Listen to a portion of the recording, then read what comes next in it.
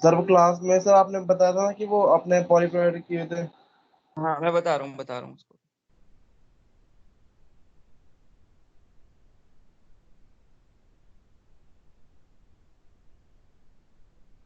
ठीक है बेटा, स्टार्ट करते हैं। तो ध्यान सुनना।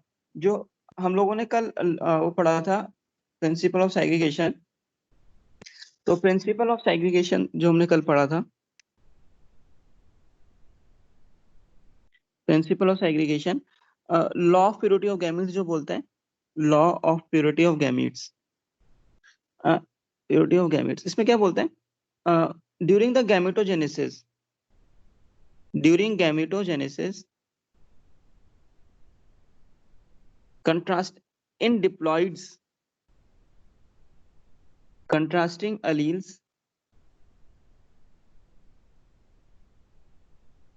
get separated out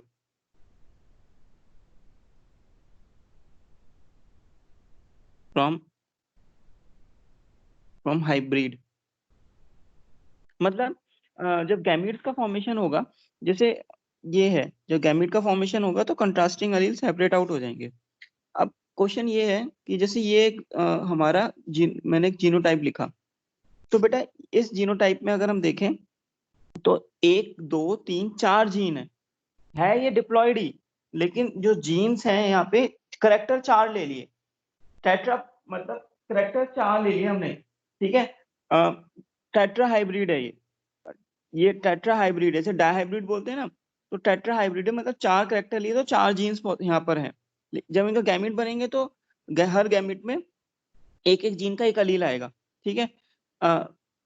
पॉलीप्लॉइड के केस में तो ये होता है ऐसा, मतलब अलील, सेम अलील ज्यादा हो जाते। तो यहाँ पे एक हम वर्ड करेक्ट करेंगे, यहाँ पे during gametogenesis, during gametogenesis in diploid contrasting alleles get separated out, ठीक है। अब मुकुल तुम बोलो क्या पूछ रहे हैं। सर यही था बस, हो गया क्लियर। ठीक है। अ, हम कल प्रिंसिपल ऑफ इंडिपेंडेंट असॉर्टमेंट पढ़ रहे थे, तो एक बार आगे बढ़ते हैं। प्रिंसिपल ऑफ इंडिपेंडेंट असॉर्टमेंट, कल वाली स्लाइड ही खोल रहे थे। यस, तो प्रिंसिपल ऑफ इंडिपेंडेंट असॉर्टमेंट पढ़ रहे थे हम लोग। तो हम लोगों ने यहाँ पर थे inheritance of the two genes. तो मेंडल ने अपने मोनोहाइब्रिड क्रॉस को वेरीफाई करने के लिए 2 जीन्स को चूज कर लिया, मतलब 2 करेक्टर को चूज कर लिया। और मेंडल ने देखा एक करेक्टर जो था, मतलब inheritance of the one pair of allele, inheritance of the one pair of alleles does not interfere in the inheritance of the other pair। मतलब एक पेयर जो अलील का है या एक जीन जो है वो दूसरे जीन को इंटरफेयर नहीं कर रहा है ड्यूरिंग द इनहेरिटेंस, ठीक है। इसको और अच्छे से हम देखते हैं आगे। तो अगर हम लोग कॉइन को टॉस करते, मैं प्रोबेबिलिटी बताया था ये, तो हर एक इवेंट में, जो जितने भी इवेंट में हमने कॉइन को टॉस किया था उसमें टेल आने की प्रोबेबिलिटी इंडिपेंडेंट थी, वो किसी पे डिपेंड नहीं कर रही थी। प्रोबेबिलिटी का प्रोडक्ट रूल भी कल हमने डिस्कस किया था। अच्छा, हमने एक एग्जांपल लिया था यहाँ पर, यहाँ पे मैंने इंडिपेंडेंट के सॉर्टमेंट की डेफिनेशन लिखी और एग्जांपल लिया था। अब सुनना, राउंड येलो सीड, राउंड और येलो सीड 2 करेक्टर हैं, रिंकल ग्रीन 2 करेक्टर हैं। तो पेरेंट्स तो प्योर थे, इनके गैमीट बना लिए, F1 जनरेशन में ये बन गया। F2 जनरेशन में आने के लिए इनकी सेल्फिंग करा दी, तो सेल्फिंग कराने के बाद 4 गैमीट इसके बने, 4 गैमीट इसके बने। तो तुम लोगों ने F2 जनरेशन बना ली होगी, तो F2 जनरेशन ऐसे बना ली होगी तो 16 प्रोजनी आई होगी तुम सबकी। ये sir 9:3:2। Yes yes sir. Sir. एक बार देखेंगे, तो बिना पुनेट स्क्वायर के भी हम बेटा ये काम कर सकते हैं। कैसे कर सकते हैं देखना भाई, ये वाला क्रॉस था, है ना। तो अब ध्यान सुनेंगे बेटा, आज का टॉपिक अच्छे से समझेंगे, इंपॉर्टेंट है। तो इसमें 2 जीन है, एक तो राउंड शेप थी सीड की और सीड का कलर, तो शेप राउंड ली थी हमने, राउंड और रिंकल, और कलर तो येलो और ग्रीन, ठीक है। तो 2 करेक्टर है बेटा, और इन 2 करेक्टर को कंट्रोल करने के लिए 2 जीन्स हैं। तो सबसे पहले मैं एक जीन ले लिया, मैंने एक जीन को पकड़ लिया आर, ये आर जीन 3 फॉर्म में ही हो सकता है, लिख लिया, ठीक है। अब जो दूसरा जीन को पकड़ लिया वाई, वाई जीन भी 3 फॉर्म में हो सकता है, लिख दिया मैंने इसके सामने।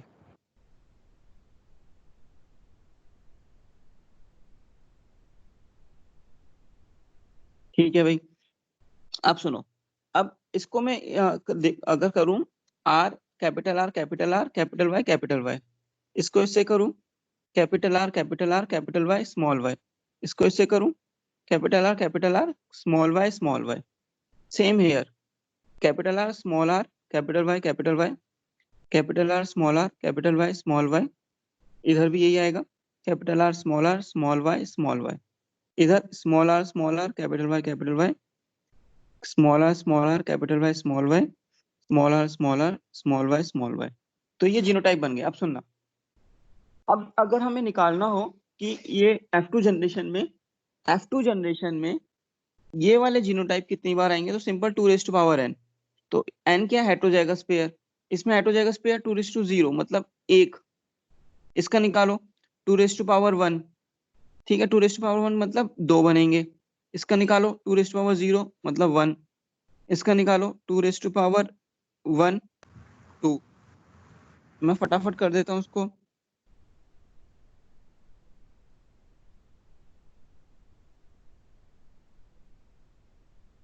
ठीक है, तो अब जरा इनको काउंट करना, इस वाली चीज को 1 2 2 और 1 3 4 5 6 हो गए 6 और 4 10 10 और 2 12 16 हो गए।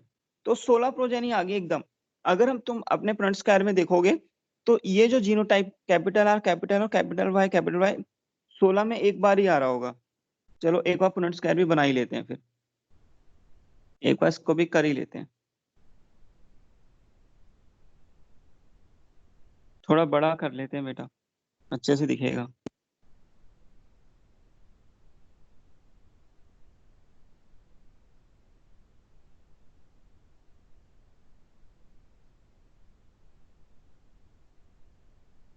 अब ध्यान से देखेंगे,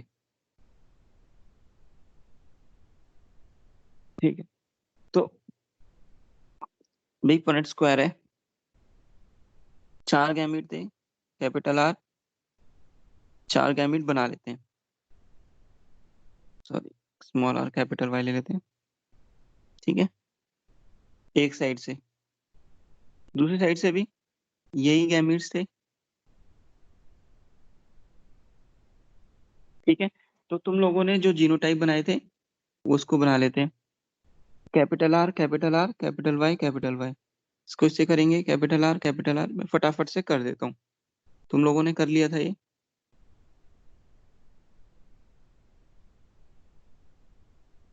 जिसने नहीं करा वो देखेगा ध्यान से, खुद भी कर सकता है, कुछ गलती हो तो बताना।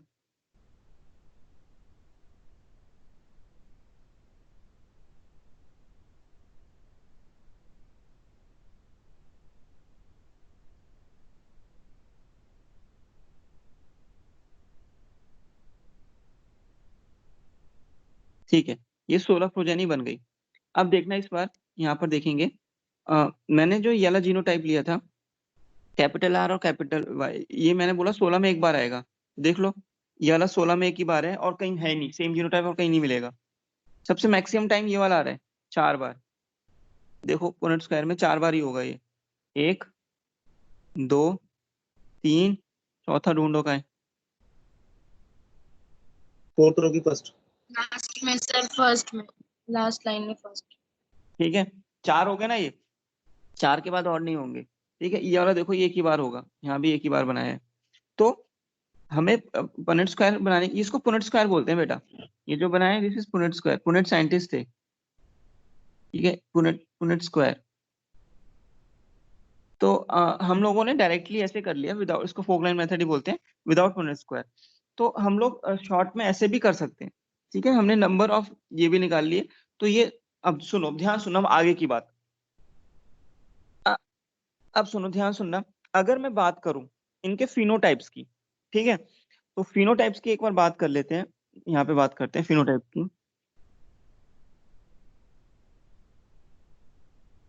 तो मुझे बताओ ये जो होगा ये राउंड येलो देगा पहला, राउंड येलो, ये भी क्या देगा round yellow, round yellow, round green अगला, ठीक है, राउंड ग्रीन लिख लेंगे पहले, राउंड ये भी देगा, राउंड येलो वाले लिखते हैं सारे, राउंड येलो, येलो वाले नो, राउंड येलो, अब ये ये कितने देंगे सर? राउंड ग्रीन देगा, ठीक है। ये हाँ, ये भी राउंड ग्रीन देगा, ठीक है। एक दूसरी लिख लेते हैं, ये जो देगा रिंकल येलो, नीचे वाला भी रिंकल येलो, ये भी रिंकल येलो, और एक बचा जो अलग देगा, कलर अलग चूज कर लेते हैं इसका। ये देगा हमारा रिंकल ग्रीन, ठीक है। तो ये हमारे फिनोटाइप्स हैं। अब जरा देखते हैं राउंड फिनोटाइप्स के बारे में पढ़ लेते हैं। तो राउंड येलो वाले काउंट करना जरा, राउंड येलो वाले 1 2 3 हो गए, 3 और 2 9, 5, 5 और 4 9। तो राउंड येलो वाले आए 9। No. अब देखते हैं राउंड ग्रीन वाले। 3. राउंड वाले 2 ये रहे और 1 ये रहा, 3 आए। अब लिखते हैं रिंकल येलो वाले। रिंकल येलो वाले देखना बेटा, ये रहे 3, दिख रहे हैं ना 3। Yes, sir. हाँ, अब लिखते हैं रिंकल ग्रीन। 1, रिंकल ग्रीन 1 होगा, देख लो 1 ही है, ठीक है। तो रेशियो क्या है हमारा, phenotypic ratio, this is the phenotypic ratio 9331, बिल्कुल सही। अब ध्यान से सुनना बेटा, हम लोग डायरेक्ट भी निकाल सकते हैं। देखो मेंडेल क्या बोलते थे, inheritance of the one pair of alleles, या inheritance of the one character, या inheritance of the one gene does not interfere with the inheritance of the other pair of the alleles or other pair of the genes, ठीक है, और other gene, ठीक है। अब देखो suppose करो, से एग्जांपल, यहाँ पे 2 करेक्टर लिए थे हमने, सीड का शेप लिया था, ध्यान सुनेंगे भाई, सीड का शेप लिया था और सीड का कलर लिया था। तो 2 करेक्टर है, सीड के शेप के लिए जीन ये वाले थे, आर आर वाले, सीड के शेप के लिए ये हो सकते हैं ना, आर आर वाला ये या ये, सीड कलर के लिए ये हो सकते हैं जीन्स, ठीक है। अब ध्यान सुनेंगे, अगर मैं मोनोहाइब्रिड सीड शेप की बात करूं, तो अगर मैं F2 जनरेशन में आ जाऊं, तो F2 जनरेशन में मुझे ये मिले, बिल्कुल सही बोला भाई, 3:1, 3 राउंड और 1 रिंकल, इसमें कोई डाउट नहीं होना चाहिए। और इसमें अगर मैं F2 जनरेशन में आ जाऊं, मोनोहाइब्रिड माने अगर हम लोग, तो F2 जनरेशन में डायरेक्टली लिख देता हूं मैं 3:1, 3 येलो और 1 ग्रीन। तो अब मुझे बताओ, मेंडल ने बोला था the inheritance of the one pair of gene, one pair of alleles, या inheritance of the one character does not depend upon the inheritance of the other character and vice versa. अगर हम इसका probability का product rule देखें, seed shape अकेला monogenic trait था, F2 generation में ratio 3:1 था फिनोटाइपिक। सीड कलर ये भी एक मोनोजेनिक ट्रेट है और F2 जनरेशन में रेशियो आता है फिनोटाइपिक 3:1। इन दोनों को मल्टीप्लाई कर दो, 1 1 3 1 जा 3, सॉरी 1 1 जा 1, 1 3 जा 3, 3 1 जा 3, 3 3 जा 9। तो रेशियो क्या आया, 9331। यही तो फिनोटाइपिक रेशियो था हमारा। अगर ये दोनों इवेंट आपस में इंडिपेंडेंट हैं, आपस में ये लिंक्ड नहीं है, तभी तो हमने प्रोबेबिलिटी का ये वाला रूल लगाया, प्रोडक्ट रूल, याद करो, मैंने ये रहा प्रोबेबिलिटी का प्रोडक्ट रूल, यही तो बोलता था, probability of simultaneously occurrence of two independent events is product of their individual event। तो जो 2 इंडिपेंडेंट इवेंट थे, उनका अगर हम सम मल्टीप्लाई कर दें तो उसकी हम प्रोबेबिलिटी निकाल सकते हैं। तो एकदम एक्यूरेट आ रही है ये, देखो तुम लोग, अगर हमने प्रोडक्ट रूल बनाया तो 9331 आ रहा है यहाँ पे उसको प्रोडक्ट करने के बाद, और फिनोटाइपिक रेशियो भी हमारा एक्चुअल में यही आया था।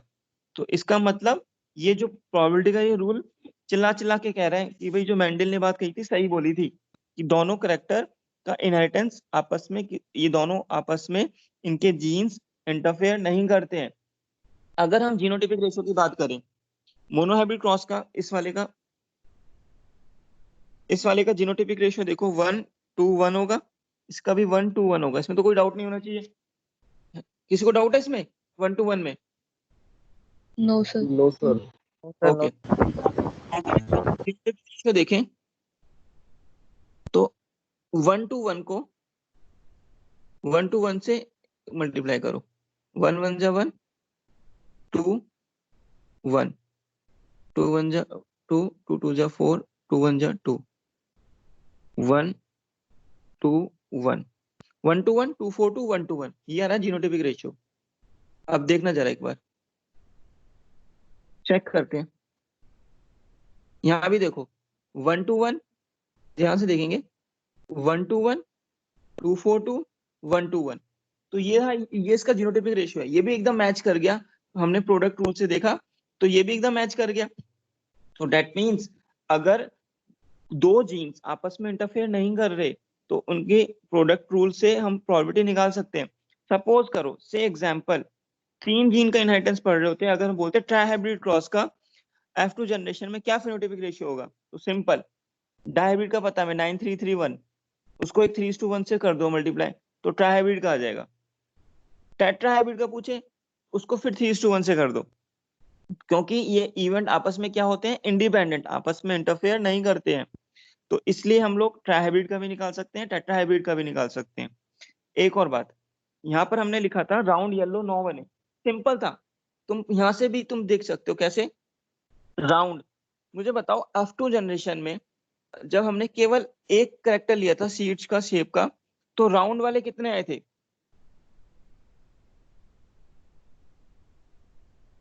बोलो, 4 में से 3 आए थे, 4 में से 3 आए थे, 3/4 आए थे। येलो Yes, कितने आए थे? यस सर, येलो देखो 3/4 ऑफ रखेंगे माइक। हाँ, ये भी 3/4 थे, तो मल्टीप्लाई करना जरा, 3 3 जा 9/16, 16 में से 9 ही तो आ रहे हैं। देखो राउंड ग्रीन को देखो जरा, राउंड वाले कितने थे? 3/4, और ग्रीन वाले कितने थे? देखो जरा 1/4 और 3/16 आ रहे नहीं आ रहा? सही एकदम मैच कर रहा है। रिंकल का देख लो 1/4, येलो का 3/4, 3/16, ये भी मैच कर रहा है रेशियो। रिंकल ग्रीन, रिंकल का 1/4, ग्रीन का भी 1/4, तो कितना आएगा 1/16, ये भी एकदम मैच कर रहा है। तो ये भी हमने प्रोबेबिलिटी का प्रोडक्ट रूल लगा लिया, तो प्रोबेबिलिटी के सारे रूल्स फॉलो हो रहे हैं। तो ये रूल सारे चिल्ला चिल्ला के कह रहे हैं भाई ये दोनों जो करेक्टर हैं आपस में इंडिपेंडेंट हैं, ये आपस में कोई रिलेशन नहीं रखते हैं। जब ये नेक्स्ट जनरेशन में इनहेरिट होते हैं तो आपस में इंटरफेयर नहीं करते हैं। अगर ये इंटरफेयर कर रहे होते तो ये प्रोडक्ट रूल कोई नहीं लगता। यहाँ सारे प्रोडक्ट रूल लग रहे हैं। दैट मीन्स कि इसका क्या मतलब है? इसका ये मतलब है कि जो दोनों करेक्टर हैं आपस में इंटरफेयर नहीं करते हैं during the inheritance in the next generation. अब डेफिनेशन पे आते हैं, बोलते हैं when we consider the inheritance of 2 और मोर करेक्टर। सही बात है, हमने 2 करेक्टर ले लिए थे एग्जांपल में। Then the alleles for one character are distributed in the gametes. Alleles of the one character, ये देखो ये एलील्स है सारे, ये एलील इसके जीन है, क्या है?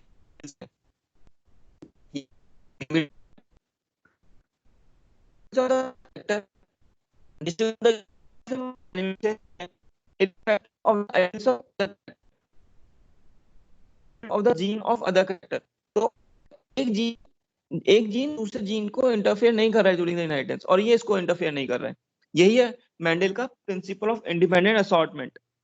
ये डायहाइब्रिड क्रॉस हमने करा, पूरा डायहाइब्रिड क्रॉस बता रहे हैं F2 जनरेशन में फिनोटाइपिक रेशियो कैसे आया, जीनोटाइपिक रेशियो कैसे आया। ये फिनोटाइपिक रेशियो वैसे भी डायरेक्ट निकाल सकते हैं, ठीक है। और हमने इसको प्रूफ रीड भी कर लिया इसके प्रोबेबिलिटी के प्रोडक्ट रूल से। अब सुनो जरा, ये सारी बातें हो गई हमारी, ये हमने पूरा देख लिया।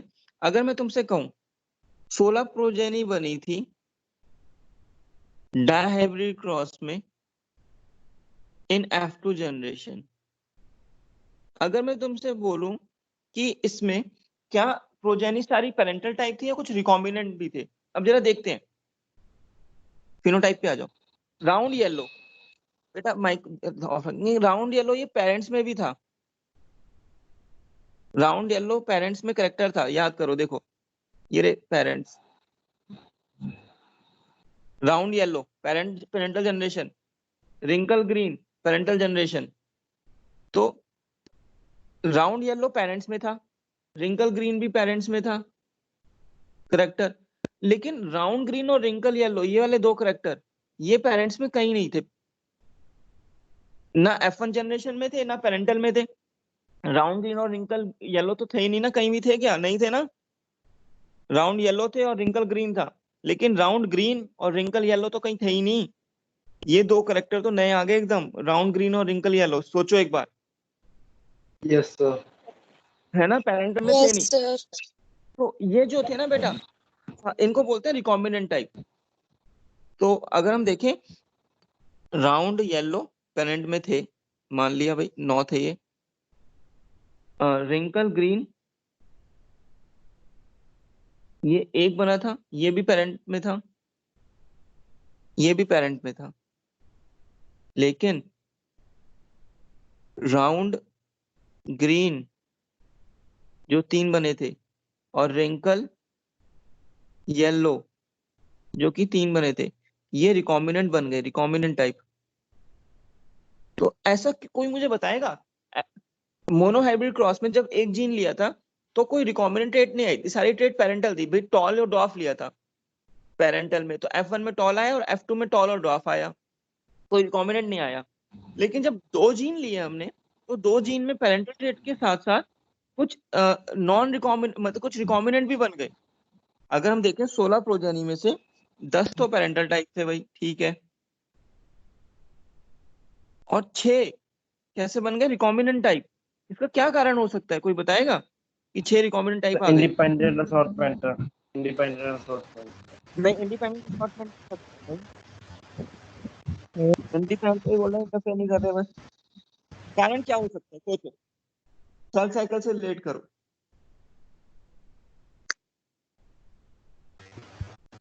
इसका कारण था क्रॉसिंग। सर आपकी वॉइस क्लियरली नहीं आ रही। हाँ बेटा, अभी आ रही है बेटा, वॉइस आ रही है? यस आई सर मुकुल, अभी भी डिस्टर्बेंस।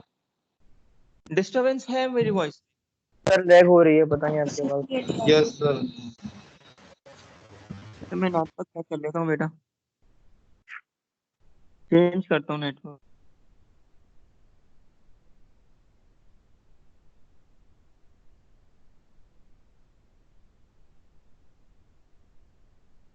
बेटा वॉइस आ रही है, सुन पा रहे हो? यस सर सर अच्छे से आ रही है। Yes, sir. ठीक आ रही है. चलो ठीक है बेटा, मैंने नेटवर्क चेंज कर लिया अपना, कोई नहीं। तो बेटा 16 प्रोजेनी में हमने देखा जो 10 थे पेरेंटल टाइप थे, लेकिन 6 तो नए बन गए। जो 6 नए बने उनको रिकॉम्बिनेंट टाइप बोला। तो कारण क्या था रिकॉम्बिनेंट टाइप आने का? Crossing over. तो क्रॉसिंग ओवर फिनोमिना है जिसके कारण रिकॉम्बिनेंट बने। ठीक है, इसको और आगे डिस्कस करेंगे।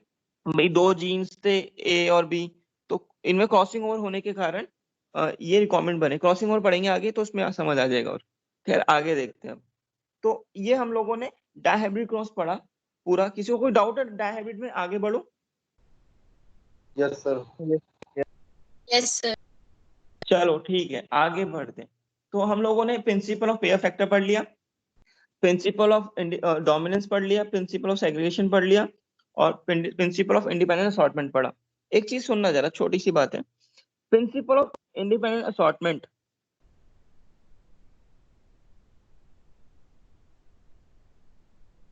असॉर्टमेंट ये हमारे सेल साइकिल में भी, मियोसिस में भी लागू होता है। जैसे देखो, सपोज करो ये हमारा सेल है, कितने क्रोमोसोम है हमारे अंदर? 46 या 23 पेयर्स, जिसमें से 23 क्रोमोसोम फादर साइड से और 23 मदर साइड से। फॉर एग्जांपल, ये जब 23 पेयर मेटाफेज 1 में एक दो इक्वेटोरियल प्लेट पे लाइन कर रहे हैं, सपोज करो एक क्रोमोसोम ये आया और एक क्रोमोसोम ये आया, ठीक है। तो जो ऊपर वाला क्रोमोसोम था वो मैटरनल साइड से था, व्हाइट वाला, और ये वाला रेड वाला पैटर्नल फादर साइड से था। ये एक पेयर है। अब इसके बाद दूसरा पेयर आना है, तो अब जरूरी नहीं है कि दूसरा पेयर में मैटरनल वाला ऊपर आए। हो सकता है यहाँ पर मैटरनल वाला नीचे आ जाए और ऊपर कौन सा आ जाए? ऊपर आ जाए पैटर्नल वाला, ठीक है। तीसरा पेयर, अब तीसरा पेयर भी इंडिपेंडेंटली सॉर्ट होगा। जरूरी नहीं है कि यहाँ पे फिर से पैटर्नल मैटरनल आ गया, अब नीचे कौन सा आ गया? पैटर्नल। तीसरा पेयर। तो जितने भी पेयर्स हैं बेटा हमारे अंदर 23 पेयर्स, तो 23 पेयर्स दो इक्वेटोरियल लाइन पे इंडिपेंडेंटली असॉर्ट होंगे। उसमें ऐसा नहीं होता भाई, अगर मुझे बताओ ये फर्स्ट पेयर है ये वाला और ये वाला सेकंड पेयर है, ये दोनों आपस में इंडिपेंडेंटली असॉर्ट हो रहे हैं इन मेटाफेज प्लेट। पहले में मैटरनल क्रोमोसोम आया था, दूसरे में पैटर्नल आया था, लेकिन ये वाला पेयर अब दूसरे वाले पेयर को कुछ इंटरफेयर नहीं करेगा। वो ऐसा नहीं कहेगा कि पहले ऊपर मैटरनल ही आना चाहिए नीचे पैटर्नल, कुछ भी आ सकता है, तीसरे पेयर में भी कुछ भी आ सकता है। तो यही कारण है वेरिएशन का भी। तो मैं अगर तुमसे बात पूछूं वेरिएशन का कारण में, तो कितने टाइप के यहाँ पे ये असेंबलिंग है, कितने टाइप से ये अरेंज हो सकते हैं ये क्रोमोसोम इस प्लेट पे, 2 2 n इस तरफ से, 2 n इस तरफ से, तो 2 46 इधर, 2 23 इस तरफ से। सॉरी, इसको मैं थोड़ा मिटा देता हूँ, देखना जरा, इस तरफ से 2 23, इस तरफ से 2 23, तो टोटल 2 46 वेरिएशन पॉसिबल है। कारण क्या वेरिएशन का? सेल साइकिल भाई आनी चाहिए, इसलिए कारण क्या वेरिएशन का भाई, जब गैमीट बनेगा तो ये तो अलग पोल पे जाएंगे, ये अलग पोल पे जाएंगे। सपोज करो एक ऑफस्प्रिंग 1 है, सपोज करना ऑफस्प्रिंग 1 है, ऑफस्प्रिंग 1 में मैं पूरे 23 पेयर तो नहीं लिख रहा, 3 पेयर लिख लिए मैंने ऐसे। एक ऑफस्प्रिंग 2 हुई, ऑफस्प्रिंग 2 जो थी उसमें कुछ ऐसा था, उसमें कुछ ऐसा बना,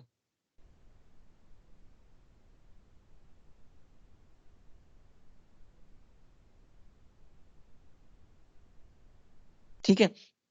अब मुझे बताओ इस वाले ऑफस्प्रिंग में उस वाले ऑफस्प्रिंग में डिफरेंस नजर तो आ रहा है भाई। इस वाले ऑफस्प्रिंग में जो हाँ, तो ऐसे बहुत सारी ऑफस्प्रिंग्स बन सकती हैं जिनका ये जो नंबर है, जो असॉर्टमेंट है क्रोमोसोम्स का मेटाफेज प्लेट पे डिफरेंट हो सकता है। तो कितना ऐसी पॉसिबल है? 2 raised to power 46। तो 2 raised to power 46 को तुम अगर करने बैठोगे ना तो कितना में आएगा? तो इसी कारण ये भी कारण है जिसकी वजह से हम लोग सारे के सारे सिमिलर नहीं हो पाते, कुछ ना कुछ डिफरेंस होता है। तो independent assortment is one of the reason of the variations in the offsprings, one of the reason in the variation in the population, apart from the mutation तो है ही, mutation तो है ही, लेकिन इंडिपेंडेंट असॉर्टमेंट भी कारण है वेरिएशन का, इसलिए हम लोग सिमिलर नहीं हो पाते सारे, because of this independent assortment of the chromosome at the metaphase plate during metaphase 1। तो ये कारण था बेटा, ठीक है। तो इसको एक बार सोचेंगे इस बात को, आगे बढ़ते हैं। सर हाँ बेटा प्लीज बोलो। सर 70.38 ट्रिलियन, तो 2 की पावर 46।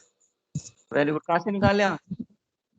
सर कैलकुलेटर से निकाला सर अभी। कैलकुलेटर हाँ। निकाला हाँ तो देखो, सोचो कितना ज्यादा आ रहा है ना, अब होता ही है भाई। 7.0366 चलो ठीक है, ठीक है। और आप नंबर। सुनो जरा, कुछ मैं यहाँ पे कुछ फॉर्मूला चार्ट लिख रहा हूँ, तो इसको थोड़ा हम फॉलो करेंगे। फॉर्मूला चार्ट पता नहीं बुक्स में दिया नहीं दिया, तो हम फॉलो करेंगे। ये फॉर्मूला कब वैलिड होंगे इंपॉर्टेंट है भाई, कहाँ वैलिड होंगे, तो तुम लोग इसको बस ये ध्यान रखना वैलिड कहाँ होते हैं ये। तो only valid for heterozygous cross, that is both parents are hybrid। Hybrid मतलब हेट्रोजाइगस बताया था, ठीक है। तो फॉर्मूला लिख लेते हैं बेटा कुछ, तो फॉर्मूलाज है, मैं यहाँ लिख देता हूँ।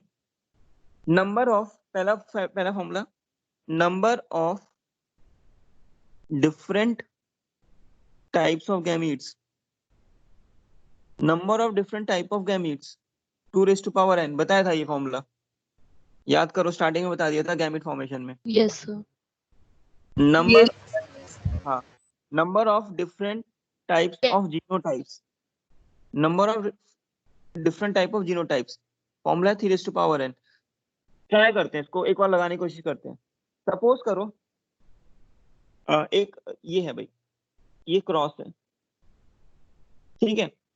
अब इसमें हमें पता लगाना है कि F2 जनरेशन में कितने टाइप के जीनोटाइप बनेंगे, तो 3 raised to power n लगाना।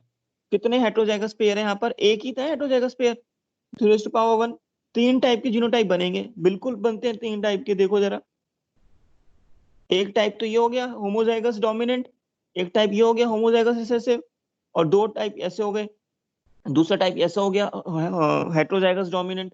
तो कितने टाइप बने, 1 2 एंड 3। तो बिल्कुल वैलिड है ये। तो number of different types of, हमें अगर जीनोटाइप्स निकालने हैं तो फॉर्मूला क्या लगाओगे, 3n। वैलिड कब होगा ये, जब दोनों पेरेंट्स कैसे होंगे, हेट्रोजाइगस। तीसरा formula, number of different types of phenotypes, इसका फॉर्मूला भी 2n है। ट्राई करते हैं, अगर मैं ये क्रॉस करता हूँ, F2 जनरेशन में फिनोटाइप पूछता हूँ कितने आएंगे, 2n लगाना, कितने हेट्रोजाइगस पेयर हैं, 1। तो दो टाइप की बनते हैं, टॉल और ड्वार्फ। इस वाले जीनोटाइप पे Yes, देखना sir. जरा, इस वाले फॉर्मूला लगाओ 2 तो 2 कितना आएगा, 4। चार टाइप के फिनोटाइप बनते हैं, बिल्कुल सही बात है। चार टाइप के फिनोटाइप बने थे, round yellow, round green, wrinkle yellow और रिंकल ग्रीन। चार टाइप की तो बने थे, और तो कोई बना ही नहीं था। तो number of different types of phenotype निकालना हो तो हम इस फॉर्मूले से निकाल सकते हैं। शर्त ये है कि दोनों पेरेंट्स कैसे होने चाहिए, हेट्रोजाइगस है। चौथा formula, fourth one, number of different types of homozygote. Homozygotes मतलब अगर हम लोग ये क्रॉस कर रहे थे तो ये देखो F2 जनरेशन में ऐसा आ रहा था, तो होमोजाइगोट कौन से हैं, ये होमोजाइगस है, ये होमोजाइगस है। तो इसका फॉर्मूला है, सिंपल है, 2n, इसका भी 2n है। तो जरा लगाना 2n, दो टाइप ही आ रहे हैं।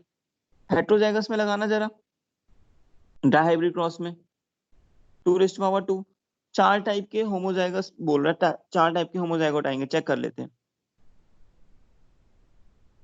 ये देखो, एक टाइप तो ये हो गया भाई, जिसको मैं हाईलाइट कर रहा हूँ। माइक ऑफ रख,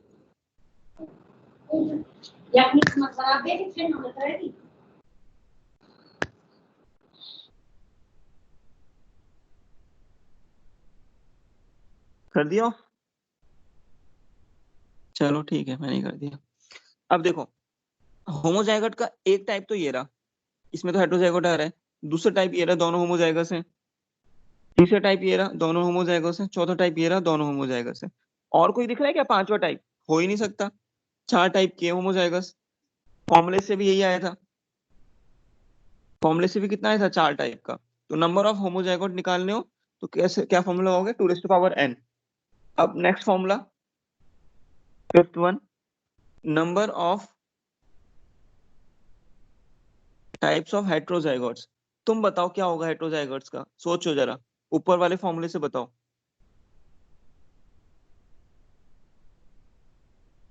बताओ भाई बताओ,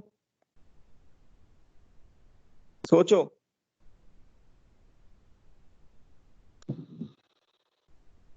बोलो एक कोई, सेकंड बस। हाँ बताओ, चलो नंबर ऑफ हेट्रोजाइगोट्स का क्या हो सकता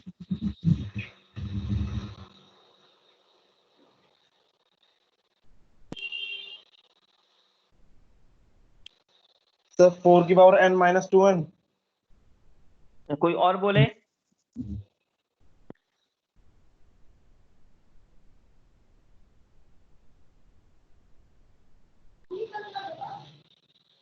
कोई और बताए बेटा,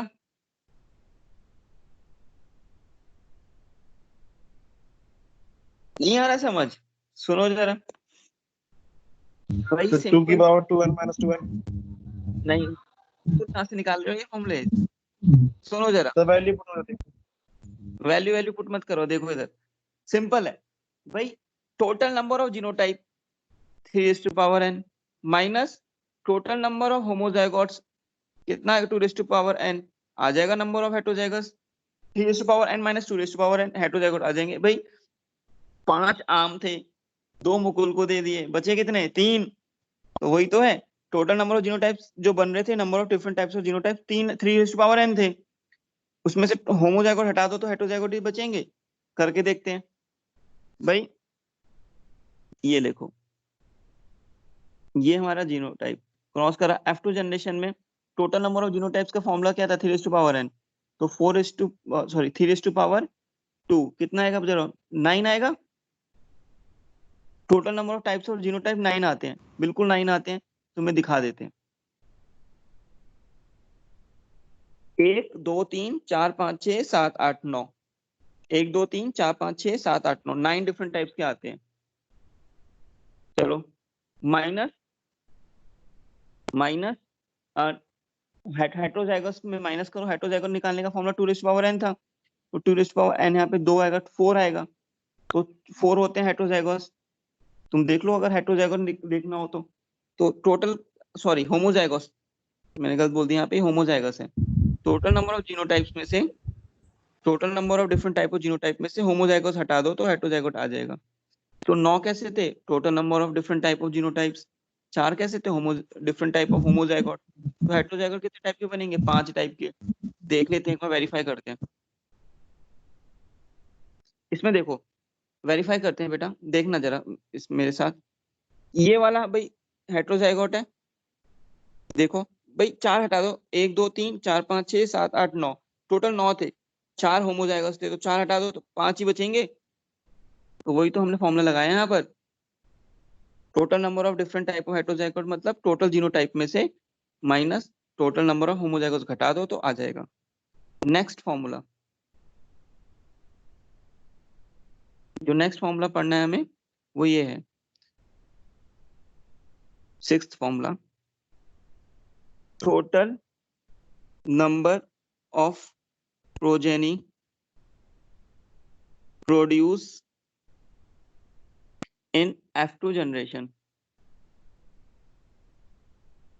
सिंपल 4n। वही करके देखते हैं। मोनोहाइब्रिड क्रॉस, F2 जनरेशन में टोटल नंबर प्रोजेनी कितनी आएंगी? हेट्रोजाइगोट पेयर 1 है, 4:1 4 आएंगी, 4 ही आती हैं। Capital T small T capital small T small T small T. Dihybrid cross करके देखते हैं, 4n, कितने n की वैल्यू 2 लगेगी, 4 × 4 16 ही प्रोजेनी आती है, अभी करके देखा था। तो ट्राइहाइब्रिड में कितनी आएंगी बताओ? 64 बिल्कुल। 64 तो हाँ, तो ये फॉर्मूला तुम्हें याद रखना है। वैलिड कब होंगे ये? वैलिड तब होंगे जब दोनों पेयर जो पेरेंट्स होंगे वो कैसे होंगे? हेट्रोजाइगोट, ठीक है, तभी वैलिड होंगे, ध्यान रखना। ये जो पिंक से लाइन लिखी है इंपॉर्टेंट है, ठीक है, जो पिंक से लाइन लिखी है मैंने यहाँ पे इंपॉर्टेंट है, इनकी वैलिडिटी के बारे में स्टार मार्क कर दिया। कुछ क्वेश्चंस दे रहा हूँ तुम लोगों को मैं, तुम्हें क्वेश्चन सॉल्व करने हैं। सबके पास है रफ कॉपी, पेज, पेन, है ना बेटा? कोई खाली तो नहीं बैठा ऐसे? yes sir है। सर है। चलो ठीक है, पहला क्वेश्चन। अब हमें इसके बेस पे क्वेश्चन करने हैं, अगर तुम क्वेश्चन कर पाओगे सारे तभी समझ आएगा इंडिपेंडेंट असॉर्टमेंट, बिना क्वेश्चन के नहीं आएगा। तो पहला क्वेश्चन है बेटा, सब फटाफट से आंसर करेंगे। व्हेन, मैं क्वेश्चन दूंगा, अभी काफी सारे क्वेश्चन करने हैं हमें इसमें। व्हेन अ डायहाइब्रिड, जब तुम क्वेश्चन कर पाओगे ना तो समझ, तब हम समझेंगे तुम्हें समझ आया ये। When dihybrid is self, when a dihybrid is self, what proportion of plants in the progeny have at least 3 recessive alleles? बताओ इसका आंसर।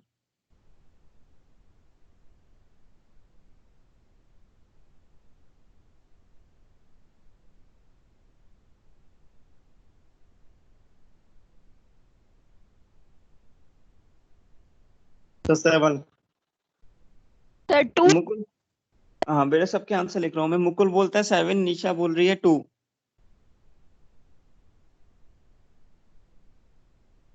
तो 3 रिसेसिबल लीज है। एक सेकंड सर, दोबारा कर लेते हैं सर। कर लो दोबारा। मनु नहीं आज दिख रहा, मनु तो उसको नेटवर्क कनेक्शन सर आ नहीं रहा सर, वैसे सर शायद ना हो। अच्छा, आज मनु ने आज केमिस्ट्री में भी नहीं था क्या वो? इसे केमिस्ट्री में सर बीच में सर को जाना पड़ा था सर, वो कनेक्शन चला गया था उसका। अच्छा, लग रहा अभी तक नहीं आया। sir हमारे 5 है। निशा का 5 है, निशा ने बोला क्या बेटा ये? Yes, sir. निशा कहती है 5, ठीक है भाई, और बोलो। 5/16 बोलो ना, 5/16 प्रोपोर्शन पूछे, और बोलो। और कोई आंसर देगा इसका? एक सर एक सेकंड। सेकंड।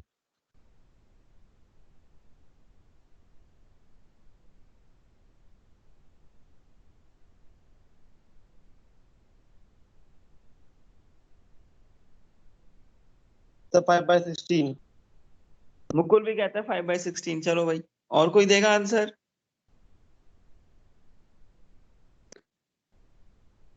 चलो फोर एक बार 4/16 कौन बोलता है ये? हिमांशु। हिमांशु कह रहा है 4। और कोई आंसर देगा? मैं आगे बढ़ूं? चलो मैं बता देता हूँ भाई। एक डायहाइब्रिड को सेल्फ कर दिया, सपोज करो ये डायहाइब्रिड है, इसको सेल्फ कर दिया, मतलब यही होगा। हमें पता है सेल्फ करने पर F2 में 16 प्रोजेनी आएंगी विदाउट एनी डाउट। इसमें पूछा है ऐसी कितनी प्रोजेनी होंगी जिसमें एटलीस्ट 3 रिसेसिव एलील्स होंगे, एटलीस्ट ध्यान रखना। अब सुनो, तो एक बार दिमाग में रखना, दिमाग में रखना, एटलीस्ट 3 रिसेसिव बोला, हम डायरेक्ट कर सकते हैं भाई। एक तो ये हो सकता है जीनोटाइप, ज्यादा हो सकते हैं मतलब। अरे सुन तो लो अब। एक तो जीनोटाइप ये हो सकता है बेटा, एटलीस्ट 3 रिसेसिव एलील आ रहे हैं। एक जीनोटाइप ये भी हो सकता है, एटलीस्ट 3 रिसेसिव एलील तो उसमें भी आ रहे हैं, कोई दिक्कत ही नहीं है, ठीक है। अच्छा, और ये भी हो सकता है, एटलीस्ट 3 रिसेसिव एलील तो है ही, ज्यादा है तो कोई दिक्कत ही नहीं है, एटलीस्ट तो है ही ना, ठीक है। अब मुझे बताओ, ये 16 में कितनी बार आएंगे 2n से? 16 में ये 2 बार आएंगे। ये 16 में कितनी बार आएंगे? 2 बार। ये 16 में कितनी बार आएंगे? 1 बार। तो काउंट करो जरा, 2 4 5, तो आंसर क्या आएगा? 5/16। बिल्कुल सही आंसर दिया था निशा मुकुल ने। देखो जरा एक बार, अगर लॉन्ग मेथड है तो देखो जरा, इसमें भी देख लो तुम। 3 रिसेसिव एलील देखो भाई, इसमें एक ये वाली कंडीशन फुलफिल हो रही है, लास्ट वाली, ये वाली, एटलीस्ट 3 तो है ही, तो ये 1 बार आ रहा है। एक कंडीशन ये फुलफिल हो रही है, एटलीस्ट 3 तो है ही ना, तो दो ये 2 और 1 कितना हो गया? 3। ये वाली कौन सी कंडीशन हो रही है फुलफिल, बताओ? ये वाली भी तो हो रही है, एटलीस्ट 3 तो है ही, स्मॉल आर स्मॉल वाई, 2 ये हो गए, तो 2 3 और 2 ये 5 हो गए, और कोई है ही नहीं।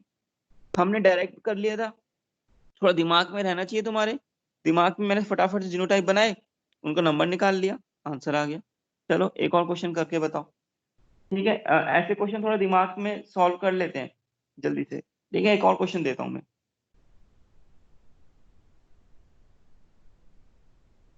क्वेश्चन है, when a dihybrid is self, when a dihybrid is self, what proportion of plants, what proportion of plants in progeny will be homozygous,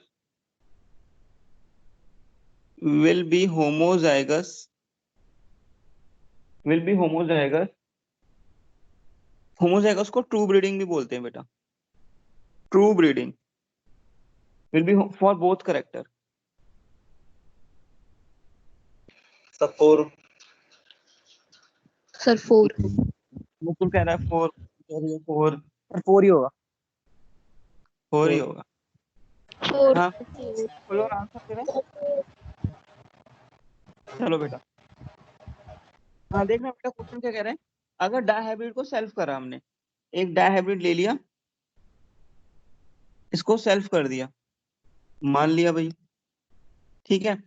अब क्या बोल रहा है, हमें पता है जब सेल्फ करेंगे कितनी प्रोजेनी आनी है? 16 प्रोजेनी आनी है, तो हमें पता ही है उन 16 में से कितनी प्रोजेनी होंगी जो कि होमोजाइगस होंगी दोनों कैरेक्टर के लिए। तो एक बार दिमाग में बैठा लेते हैं, दोनों कैरेक्टर के लिए एक तो ये वाला जीनोटाइप फुलफिल हो रहा है, एक ये वाला जीनोटाइप फुलफिल हो रहा है, एक ये वाला जीनोटाइप फुलफिल हो रहा है, एक ये वाला जीनोटाइप फुलफिल हो रहा है। देख लो, इसमें भी होमोजाइगस है, इन चारों में होमोजाइगस है दोनों करेक्टर के लिए, और कोई हो ही नहीं सकता। तो 16 में कितनी बार आएंगे 2n, 2 0, कोई हेट्रोजाइगस नहीं तो 1, मैं डायरेक्ट लिख देता हूँ 1 1 1, तो कितने हो गए 4, टोटल कितने 16, तो आंसर क्या आ गया 1/4। ठीक है, तो सही था बेटा, 4/16 प्रोपोर्शन था, या 1/4, मतलब 25%। Next question. अच्छा, नेक्स्ट क्वेश्चन बताना। If individual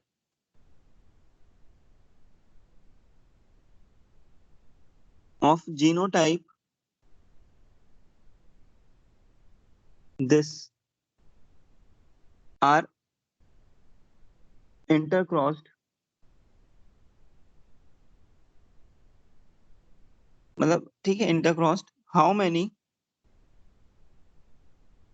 different phenotypes and genotypes can appear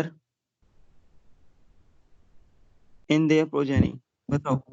तो जीनोटाइप 27, फिनोटाइप 8।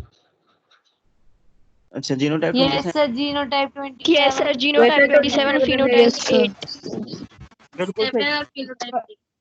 हाँ, फॉर्मूला लगाना था जीनोटाइप के लिए 3n और फिनोटाइप के लिए 2n।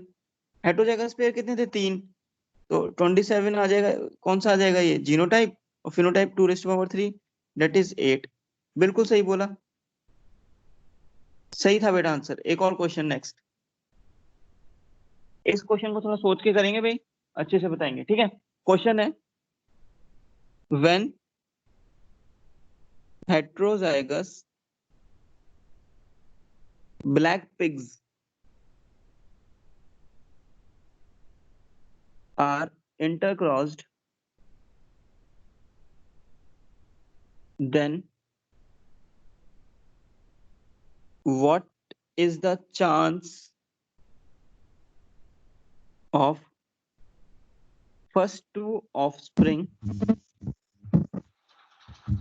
being black? ऑप्शन भी दे देता हूँ, 0.46, 1/9 0.56, 0.66, 0.76।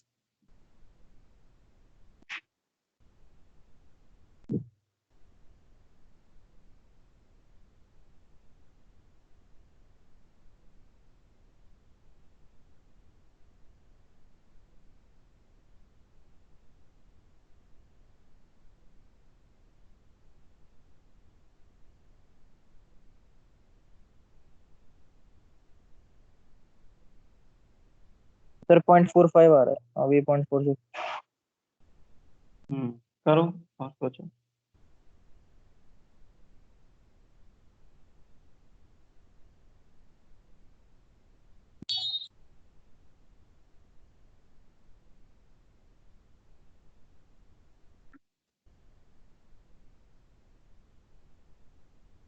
सोच के करो भाई।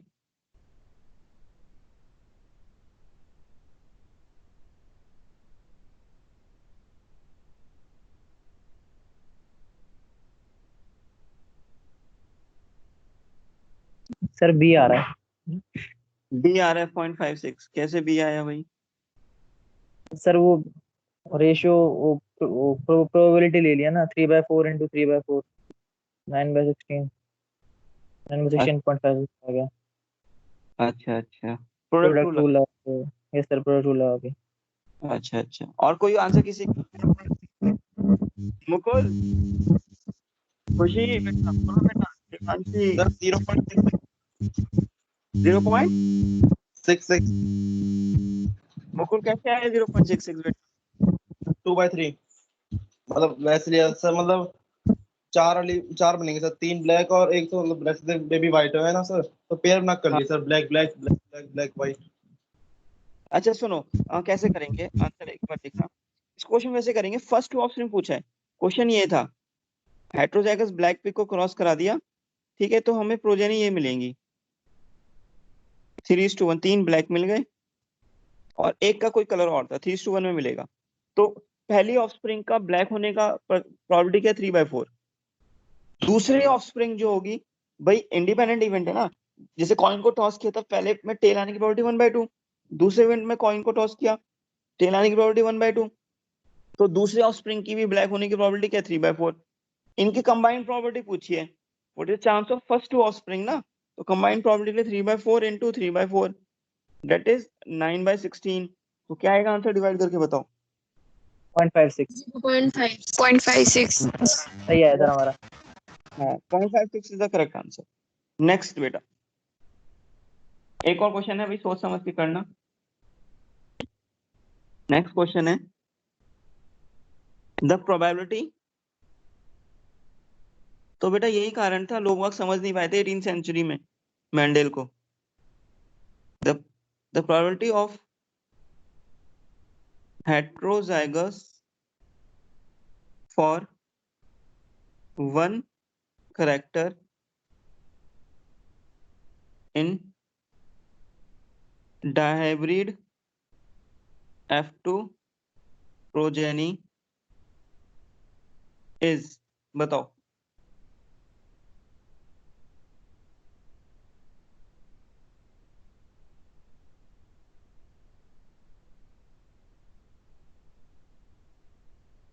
तो 4/16 ये तो पक्का 4/16। 4/16 कह रहे हो? ऐसे 4 कैरेक्टर आ रहे हैं एक ट्रेड के अलग अलग। अच्छा, मतलब 1/4 कह रहे हो तुम? हाँ सर 1/4। चलो देखते हैं।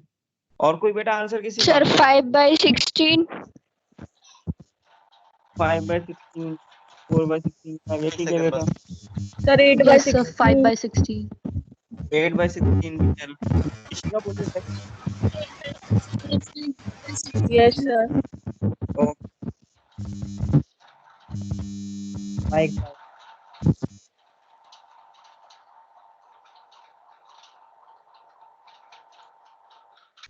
सर 1/2 मतलब 8/16।